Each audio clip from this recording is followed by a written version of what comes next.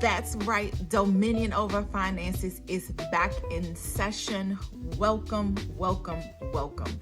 I am so excited to have you here with me on tonight. So we're going to jump right in. And what we're going to talk about on tonight is resolutions. So here's the thing about resolutions. Come January 1st of every year, about 50% of people make resolutions. They make New Year's resolutions. So 50% of the world's population does something similar to that. By February, 80% of folks have already abandoned those resolutions. And then of that 20% that is left, roughly about 8% of people actually fulfill or achieve their New Year's resolutions. So that to me is astounding. That is an astounding, or those are astounding facts surrounding resolutions. And so I wanted to dig a little deeper in that resolution category because there's a lot that we can uncover. There's a lot that we can unearth. There's a lot to be said. And then I want to give you an alternative to resolutions. So before I go there, I do want to give you the top 10 financial resolutions that people make. And so when we think about resolutions and things like that, of course, people make a lot of resolutions around losing weight, or they're going to change their career, or they're going to get that promotion. But there are a lot of people that make money resolutions. And so the top 10 money resolutions include or are categorized around setting a budget, putting away more money for retirement, improving your credit score, paying bills on time, making plans to achieve goals, creating an emergency fund, paying down debt, thinking more meaningfully about life insurance, auditing your finances, and then designating a money day. So when you think about those financial resolutions and you think about the fact that while 50% of people are making resolutions at the beginning of the year, and knowing that 80% of folks have already abandoned those resolutions by February, March is that month, and it is that time, if you have set those resolutions, to now consider, is that resolution really working for me? So in thinking about whether or not that resolution is really for you, let's go back to the definition of what a resolution is. And a resolution is a firm decision to do something. It is the firm decision to do something. And so what did you set out to do at the beginning of this year? What firm decision did you make that you were going to do for this year? And then the question is, have you abandoned that decision? Have you abandoned that decision? So while you ponder on that, I thought I would share with you some fun facts, or really the history around resolutions and where the whole practice came from. So let's rewind now in time. Let's go back to the kingdom or province of Babylon. And about 4,000 years ago, the Babylonians, they were the first to have resolutions.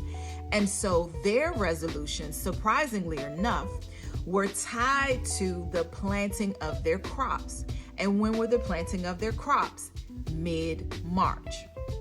And so in the Babylonians making their resolutions, of course, it wasn't called that at the time, but what they would do is that they would seek out their gods, and they would seek to please their gods. They would seek to make certain promises to their gods so that it would ensure that the rest of their year would be fruitful and successful. Now, fast forward in time to about 46 BC. Now we go to the Roman Empire, and the Roman Empire kept with somewhat of that tradition that the Babylonians established, except they put some twist to it.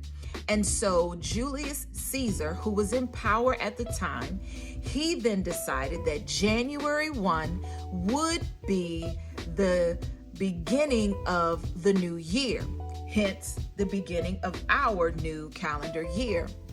And so they also had a similar idolatrous practice in that they would offer up sacrifices to the gods, and that would help them ensure that they would have a successful year. Now let's do another fast forward in history, and let's come forward to about 1740. The clergyman who established the Methodist sect of Christianity, he then established what they called the Covenant Renewal Service. And in doing that, that is how the churches now have adopted the watch night service. So when we think about resolutions, when we think about how resolutions are defined as the firm decision to do something, when we look at resolutions from a historical perspective, it's really a mixture and a conglomerate of different things surrounding what resolutions should really be. And so I think that's part of the reason why many people end up abandoning those resolutions. So when we think about resolutions and we think about the fact that many people don't keep them, we have to ask the question, why even make a resolution in the first place, if in fact resolutions aren't very successful? And so what I want to offer you on this evening is this. God never intended for us to make resolutions. And here's why. One of the main reasons why that God never intended for us to make resolutions is because resolutions are largely centered around self-improvement. And in improving self, sometimes self can be elevated. Now, what God did want us to do is he wanted us to seek him for vision.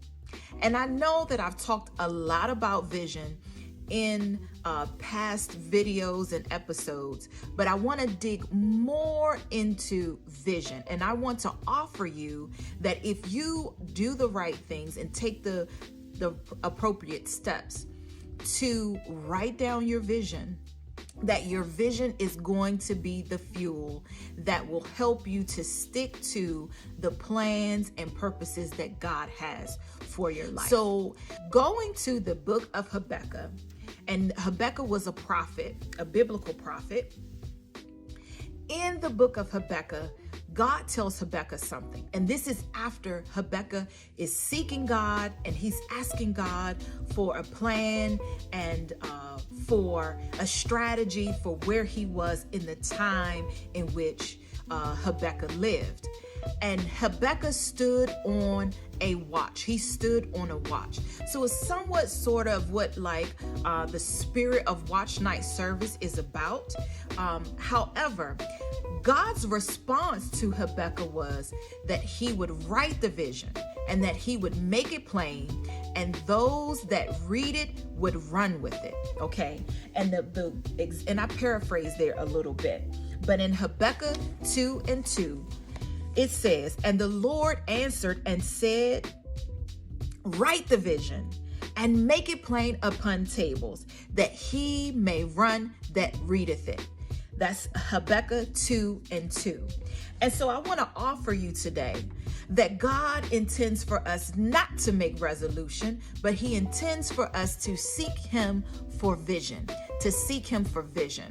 So what is vision and how is that different from resolution? I'm glad you asked. So remember now, we said that resolution is a firm decision to do something. Vision, though, on the other hand, is the God dream. Vision is the God dream. It is the God plan, design, and purpose for your life. And so with vision now, vision not only looks at, vision is more of a futuristic view, okay? It is a futuristic view of what your life should be and of who you should become. And so when we look at the difference between resolutions being something that is for self-improvement, whereas vision is looking out, and it encompasses my purpose, my plan, and the God design and the God dream that He has for me. Those are two very opposite, very different dynamics of what we need to do in terms of planning for our lives. So my friends, my admonition to you on today is for you to seek vision and for you to abandon the practice of resolutions and for you to adopt vision. So let's go down, and I'm going to read from some notes for you, but I want to dig a little bit more and really compare what resolution is versus what vision is. So the first comparison is this, and I said resolution is centered around self-improvement, where vision is centered around self-fulfillment. Resolution is focused on meeting a goal, whereas vision is focused around fulfilling purpose. Resolution, again, is a firm decision, where vision is of the heart. And it is because it is of the heart and because it is connected to your purpose and your plans and your God design for your life, it helps to bring in alignment your heart because it is of the heart, and it aligns your mind and your will and your emotions to whatever it is that God has planned for you. Your resolution is about what's in your current view. So it is somewhat nearsighted or short-sighted, whereas your vision is long-term, right? Your vision is about what is unseen and bringing that into your reality. It's about making the unseen possible, okay? Your resolutions, they really determine an end goal or an end game, whereas your vision determines your destiny. Your vision determines your destiny. Your resolutions are focused around making promises to self, and oftentimes those are promises that we just can't keep, right? Whereas vision lends itself to self-discipline and persistence, all right? Resolutions provide temporary, unsustained results, but rather vision, it demands of you. Vision puts a demand on your life, and it requires change. Vision puts a demand on your life, and it requires change. So lastly, I want to leave you with this. Resolutions are aspirational, and vision is inspirational. Resolutions tend to be aspirational, whereas vision is inspirational. And I will tell you this. In the book of Habakkuk, when God released the vision to Habakkuk, He did not release that vision to him when, things were rosy and things were great. That vision was released in a time of turmoil, in a time of conflict. And so your vision will provide you the inspiration that you need in those times of conflict, in those times of turmoil. Your vision provides you the inspiration that you need to keep going. And that's why God told Habakkuk to write it down, so that those that read it will run. Those that read it will move. Those that read it will progress. Those that read it will not be stagnant, but they will propel forward with the vision that He has given. So that vision now is your mental picture, and you have to capture it, okay? And that's why God says that you are to write it down and that you are to make it plain. So to round off tonight's classroom session, I want to leave with you a few questions to get you thinking about how you want to write down and articulate that vision for yourself. And so you want to keep this vision statement that you will ultimately develop. You want to keep that vision statement in front of you. Why? Because you want to run with the vision that God has given you. All right? So let me give you those questions. And I'm reading from some notes here. So when you think about writing your vision statement, and that's what I want you to do here. Here are the 4 questions that I want you to think about. And I want to give you the general scenario or the general layout of what your vision statement should look like. Okay. So the first question you want to think about in writing your vision statement is this: what is your purpose? What is your purpose? And your purpose being what you have been put on this planet to do. Your vision that will connect your purpose together. Your vision is connected to your purpose, rather. So the first question to ask yourself is, what is your purpose? The next question that you want to ask yourself is this: what is the vision for your life? What is the God-given vision for your life? That is question number 2. Question number 3 is this: what is your heart's desire for your life? Okay? What is your heart's desire for your life? And it is perfectly fine if there's overlap between your answers to these particular questions. All right? And then the last question I want you to ask yourself is this: what specific dreams have you received repeatedly over the course of your life? All right? What specific dreams have you received repeatedly over the course of your life? Okay. Now, I got some of this material from a book that I read by Dr. Miles Monroe. And if you have not read his books on vision, I would encourage you to do so because it will help you tremendously. Okay. Now, you want to take those answers to those particular questions that I laid out for you, and you want to write them down in a vision statement. But here's the way I want you to write out that vision statement, okay? So you want your vision statement to look somewhat like this, and you can revise it however you see fit. But as a guide for you, start it out somewhat similar to this: I have been uniquely designed to, and you can enter those questions or the answers to those questions in that blank. I have been uniquely designed to. Now, you may have some bullet points. You may have a couple different, paraphrases or phrases there to sum up what you have been uniquely designed to do. And in order to realize and bring to fruition those things that you have mentioned, now enter what your vision is, okay? So I have been uniquely designed to, and to realize and bring to fruition my purpose, I need to do X, or God's vision for me is to do X. All right. So I hope that helps you a little bit in laying out your vision statement.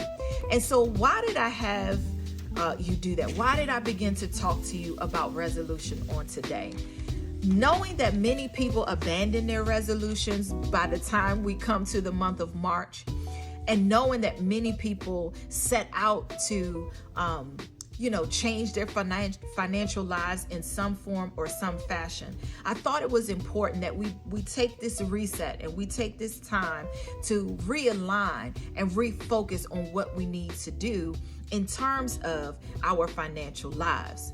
So we're going to use this vision as the foundation. The vision will lay the foundation, and then we'll come back and we'll begin to build upon that foundation, which is the vision. The other thing I want you to recognize is this: before you jump into establishing goals and setting goals for yourself, I want you to make sure that your vision is the foundation for those goals that you establish. And so ideally, every year you want to come back to your vision statement and you want to look at that and you want to say, hey, what is my vision? Okay, so now if this is my vision, and if the vision that God has given me is not being revised at all, then I want to establish goals on top of that help me to achieve and to bring to fruition that vision for myself. So my friends, that concludes our session on tonight. Remember, you have been uniquely designed. Enter your purpose there. To realize and bring to fruition, enter your vision statement. So wrap that up into your collective vision statement. I want you to post it up. I want you to share it with family. If this has been a blessing to you, if this has caused you to think about, how you've been establishing resolutions, how you've been establishing your vision, definitely like and share this particular episode. I do want to announce I am hosting a webinar on this Saturday. It is entitled Stock Your Coins. This is an introductory course to get you into the stock market. If you are interested, the registration link will be included in the timeline for this video. Thank you and God bless you.